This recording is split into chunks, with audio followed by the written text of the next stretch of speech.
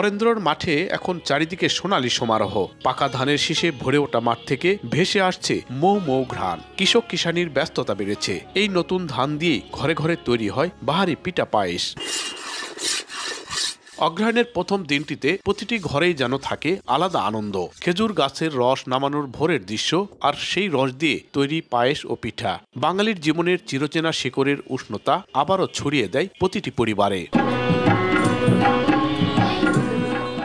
এদিকে নবান্নের প্রথম প্রহর থেকেই জেলার সামাজিক সংগঠনগুলোর আয়োজন করেছে রঙিন নানা অনুষ্ঠান। শহরের মুক্তির মোড়ে শিশু কিশোরদের নবান্নের জয়গান, ধান কাটি কাটি ধান, নবান্ন এলো গান। মঞ্চে শিল্পীদের বর্ণিল পোশাকের নবান্নের আগমনী আহ্বানের লোকনৃত্য আরও প্রাণবন্ত করে তোলে। ফুটে ওঠে বাংলার শত শত বছরের লোকজ ঐতিহ্য।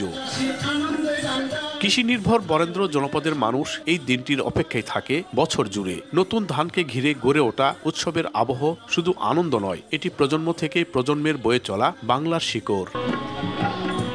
সাংস্কৃতিক কর্মীরা বলছেন, এই বৈচিত্র্যময় সংস্কৃতি নতুন প্রজন্মের সামনে তুলে ধরায় নবান্নের আসল সার্থকতা। হেমন্ত ঋতুটা শুরুতেই মানুষের মনের মধ্যে একটা উদ্বেলিত অনুভূতির তৈরি হয়। আর অগ্রহায়ণ মাস মানেই হচ্ছে চমৎকার একটি আনন্দ, কারণ এই মাসেই আমাদের নবান্ন।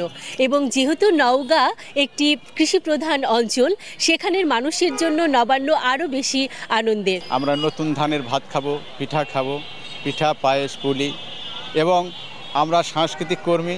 এই দিনে আমরা গান বাজনা, কবিতা আবৃত্তি, নৃত্য এসব নিয়ে আমরা ব্যস্ত থাকি। শীতের সময় অনেক আনন্দ হয়, আমরা অনেক মজা করি।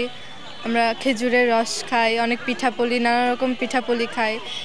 এটাতে আমাদের অনেক আনন্দ হয়। নবান্ন উপলক্ষে একটি নাচ পরিবেশন করব। পিঠাপুলির সাথেই মানে হচ্ছে কি ভাবটা পাওয়া যায় অনেক। এই খেজুরের রস, পিঠাপুলি এগুলো দিয়ে মানে অনেক ক্যাচি ফিল হয়। বরেন্দ্র জনপদে পহেলা অগ্রহায়ণ মানেই নবান্নের সূচনা। এই আয়োজন চলবে সপ্তাহ জুড়ে। লোকসঙ্গীত, নাচ, আবৃত্তি, পিঠা উৎসব সহ নানা সাংস্কৃতিক প্রদর্শনীতে মুখর থাকবে শহর ও গ্রাম।